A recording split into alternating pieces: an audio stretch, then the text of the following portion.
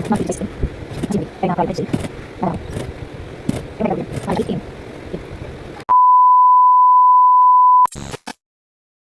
our video for today is about repair again. Bawas tayo ng laylayan, tsaka ito yung magiging sample natin na sukat. So ito ang gagayahin na to sukat, ito ang mababawas. Bali dalawa yan guys. Dalawang short pan ni customer. So kailangan natin i-repair. Ngayon gagawin natin, babagbagin muna natin yung joining niya dito para hindi mawala yung parang original ng pagkatahi niya. So ngayon magbabagbag muna tayo guys.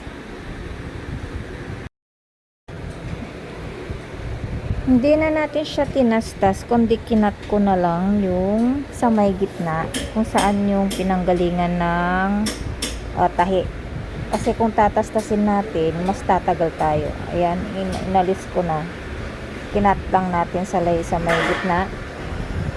Ngayon, ang gagawin natin is ipa-flatten lang natin. Medyo maingay lang guys. Ipa-flat lang natin siyang ganyan. Kunin lang natin yung magiging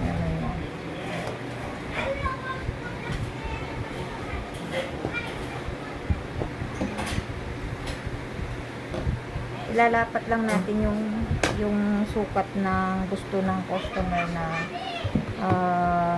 kukunin natin. Ito yun. So, gaganyan lang din natin siya. Yan. Magkakapag ano pala nun oh. So guguhitan lang natin siya guys. Medyo malayo. Guguhitan lang natin siya. Kunin natin yung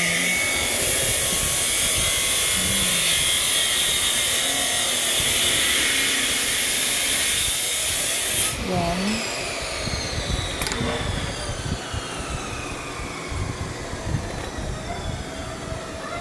Tapos yung pati yung isa, kunin natin yung isa. Ganon din ang gawin natin. I-ano lang natin siya yan.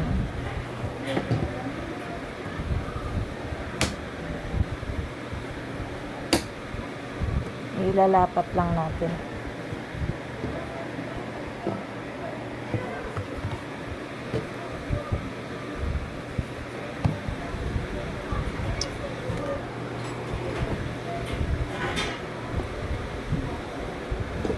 Sukat.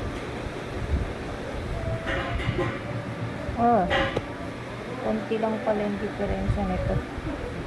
Ayan.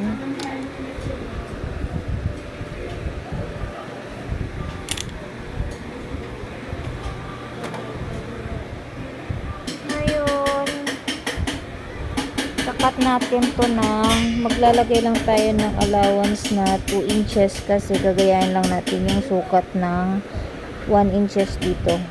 Is this 1 inches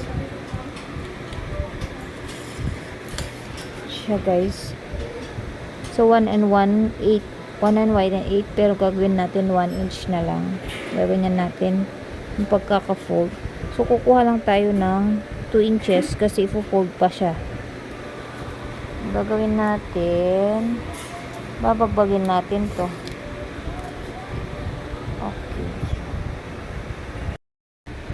And guys, inano ko muna siya, kumbaga ginanyan natin. Ito yung front tsaka front. So ang ginawa ko is kinat ko muna siya doon, tapos nilapat natin siyang ganyan. Tapos ito yung sukat natin kanina. So ano lang tayo ng 2 inches, ikakat natin yung laylayan dito. After that, dito naman tayo sa back magkakat. So, i-fold pa natin siya. So, i-fold pa natin.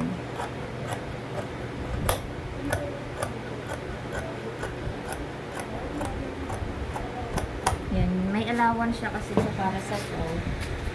So, yung dito, ano ba? Yung dito is, yan. Ito kasi yung sa may, ano kanina. Ginanyan natin. Nakita ba? Ayan. Nilapat. So, nilapat natin siyang ganyan. So, dito siya. Gaganyan natin. So, ito na yung magiging ano niya.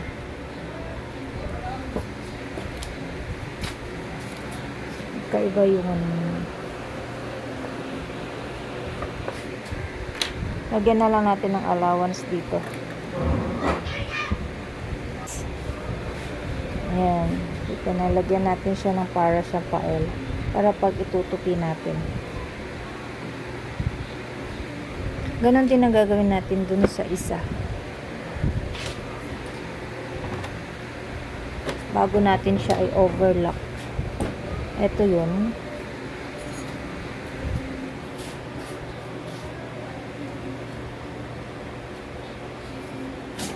Ilalapat din natin dito sa ilalim.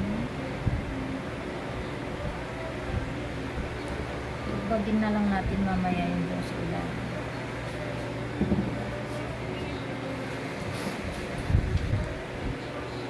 So, ikat lang natin to.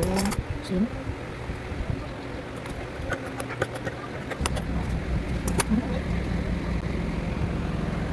Wala pa.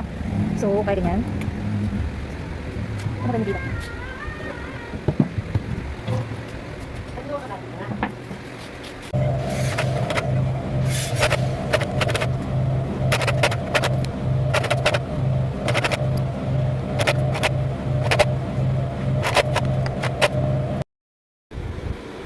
Na overlock na natin siya. Ngayon, gagawin natin, itatap natin siya ng 116 para hindi siya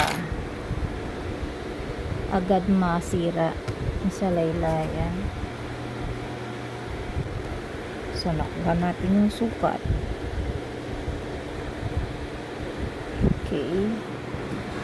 So, itatap natin siya ng 116 pabak. Dito siya sa may back natin siya itatap. Single machine naman tayo. Tap natin yung pagka-overlock niya. Tap natin siya ng 116. So, papak tayo. 116 na guys. Yan. Yan mo yung papak. Yung overlock na ako sa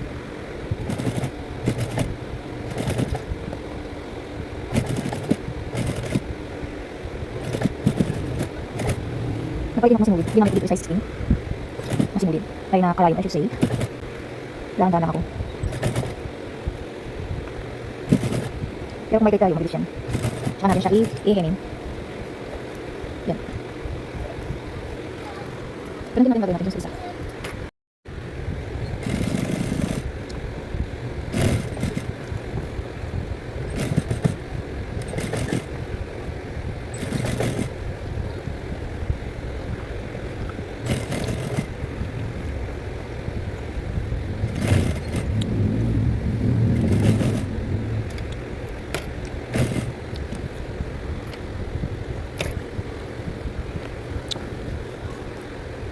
Top 116.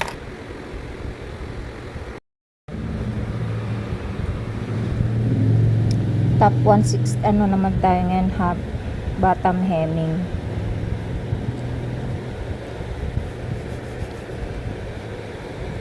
Ito yung guide natin, 1 inch.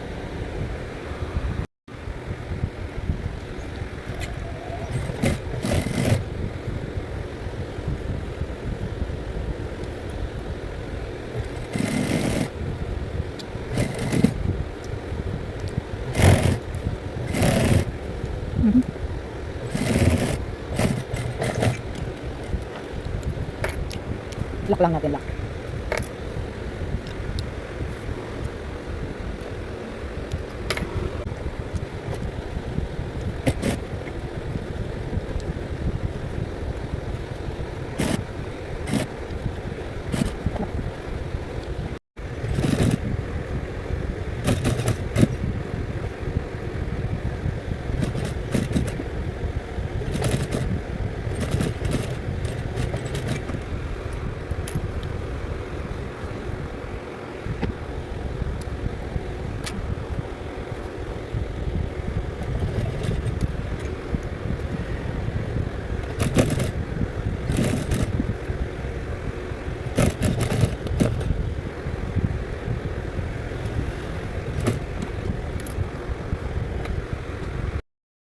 Ito na guys, yung tapos na natin na-repair. Parang baston siya ang dating ng short pan. Ayan guys, tapos na siya. See? Yan. Maluwang dati to. Yan. Yan guys. Okay na. Bye. See you on my next video. Salamat sa inyong panonood. Bye. God bless.